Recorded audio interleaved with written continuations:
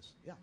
Absolutely. Thank you, Senator. My name is Stephen Nichols. I'm the Vice President of the Howard University Student Association and also the Chairman of the College Republicans. Last Tuesday's election, we saw a handful of African Americans run for national office. Surprisingly, many of them on the GOP ticket. Of course, Michael Steele, Lynn Swann, Kim Blackwell. My question for you today is, where do you see the future of African Americans in both parties? And do you see a trend of African Americans leaving the Democratic Party and seeking representation elsewhere? Well, first of all, and they were good candidates. At least I think Michael Steele was a very good candidate. Watched him yesterday on CNN. He appeared with Wolf Blitzer, and I thought gave a good interview. Mr. Blackwell I didn't know as well. Lynn Swann I know very, very well, because he was very involved in Big Brothers Big Sisters, and I served on the board, national board, as well as was a Big Brother back many years ago before I got married and started my own family, and so I had a good relationship with Lynn. I never knew what his political affiliation was until he decided to run for governor in Pennsylvania. I think more and more opportunities are opening up. My greatest disappointment, by the way, on Tuesday was that my very good friend Harold Ford did not win in Tennessee. Harold Ford's father and I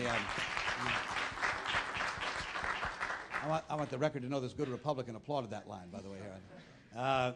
That Harold Ford's father and I were elected to Congress together in 1974.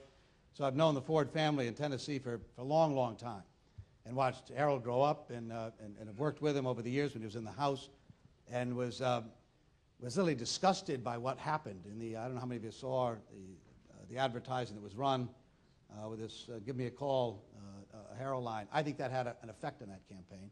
Others will judge whether it did or not. I think it did. And he ran without any question, by the way, the best Senate race in the United States in 2006. It was an inclusive race. It was a powerful race. He had people supporting him all across the country. And I deeply regret that Harold was not going to be a part of that new class coming in. But I think doors are opening up.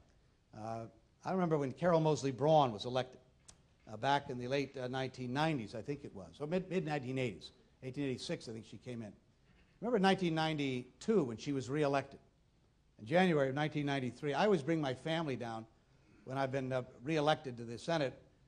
The day of the swearing in, I always bring my family down to the archives here in Washington, early in the morning, to take a look at the Declaration of Independence and the Constitution.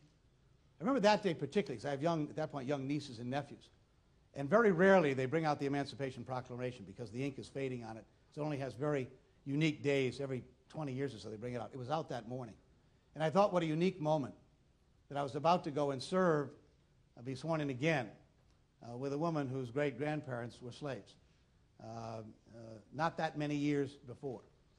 And the question of what her presence meant in the Senate and how important it is that we have people of color and more opportunities emerging where I think the membership is going to increase. Obviously, the arrival of Barack Obama has been phenomenal in terms of what it means. But let me tell you one quick story about Carol Moseley Braun and what it means to be in the room, to be in the room. There was an issue raised by Senator Helms over and over again. I can't remember exactly what the title of the resolution was. It was something akin to the Daughters of the Confederacy. It wasn't that, but something like that, that required federal approval. And year after year, a handful of us would get up and object or vote against the thing when it would occur. But we never were able to get it. It was lose overwhelming. Jesse Helms would win the battle every time. And he brought it up again. And I'll never forget the moment, because Carol Moseley Braun stood up on the floor of the United States Senate, and she said, "You're talking about my great-grandmother. And it's highly offensive to me that this body would consider providing its vote of approval to something that treated my family as they were treating others, where millions were, with slavery." I'll never forget what happened next. Howell Heflin from Alabama, whose grandfather was one of the heads of the Ku Klux Klan in Alabama, stood up and said, "Carol Moseley Braun is right, and I'm voting with her." Bob Bennett of Utah, a Republican, got up across the aisle and said, "I'm standing with Carol Moseley Braun." And for the first time, that vote turned completely, and that resolution was defeated, never to be seen again. I'd like to think it would have happened anyway. I don't think it would have, frankly, had she not been in the room to stand up. So it's very, very important. For those of you thinking about public life, opportunities are opening up all the time. Some places with more openness than others. But we need to pursue it. We need to seek out candidates, recruit people who are seeking to run. And as far as the Republican Party goes, I know they're making efforts along these lines. I welcome that. I think that's healthy. I think we've got a better case to make, frankly, than the Republican Party does on these issues. But I welcome the opportunity. There are those who see opportunity there.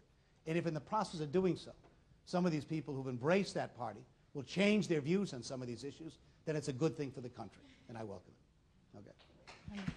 else we have here? Yeah.